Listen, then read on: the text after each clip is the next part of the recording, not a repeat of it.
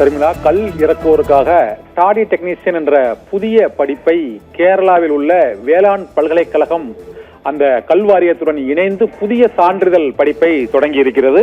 இந்த சான்றிதழ் படிப்பு 10,000 ரூபாய் ஊக்கத்தொகையுடன் வழங்கப்பட இருக்கிறது. திருவனந்தபுரத்தில் உள்ள வெள்ளையானை கல்லூரியில் இந்த டாடி டெக்னீஷியன் என்ற கல் இறக்குவதற்கான புதிய சான்றிதழ் படிப்பானது அறிமுகப்படுத்தப்பட்டிருப்பது கேரள மாநிலத்தில் பல்வேறு தரப்பினரிடையும் அங்கு கல் மிக முக்கியமாக உணவுப் பொருளாக இருக்கக்கூடிய நிலையில் அந்த கல்லை தூய்மையான கல்லாக போதை கலப்பின்றி இறக்கி அதை வேறு மற்ற நாடுகளுக்கு ஏற்றுமதி செய்வதற்கு உரிய தொழிலாளர்கள் அடுத்த தலைமுறையில் இல்லாததால் அங்கு வேளாண் கல்லூரி வேளாண் பல்கலைக்கழகத்தின் சார்பாக இந்த புதிய சான்றிதழ் படிப்பு தொடங்கப்பட்டு அவர்களுக்கு ஒரு மாதம் அந்த கல் இறக்குவதற்கான பயிற்சியை 18 வயதிலிருந்து 45 வயது உடைய ஆண்களுக்கு இந்த பயிற்சி வழங்கப்படுகிறது.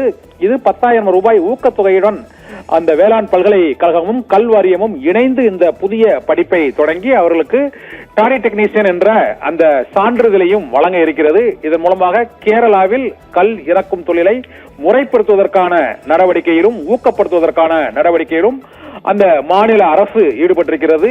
நாடு முழுவதும் பல்வேறு மாநிலங்களில் கல்லுக்கான தடை நீக்கப்பட்டு கல் இறக்குவது அது ஒரு உணவு உற்பத்தி தொழிலாக அங்கீகரிக்கப்பட்டுள்ள சூழ்நிலையில் கேரளாவில் இந்த முன்மாதிரியான இந்த டாடி டெக்னீஷியன் என்ற புதிய படிப்பு அறிமுகம் செய்யப்படுவது பல 100 ஆண்டுகளாக கல் இறக்கும் தொழிலை தென்னை மரத்திலும் பனை மரத்திலும் மேற்கொள்ளும் இளைஞர்கள் மற்றும் அடுத்த தலைமுறையினருக்கு அந்த தொழில்நுட்பத்தை கடத்தும் முயற்சியாக இந்த சான்றிதழ் தொழில்நுட்பம் தொழில்முறை படிப்பாக கேரளாவில் நாட்டிலேயே முதன்முறையாக அறிமுகப்படுத்தப்படுகிறது.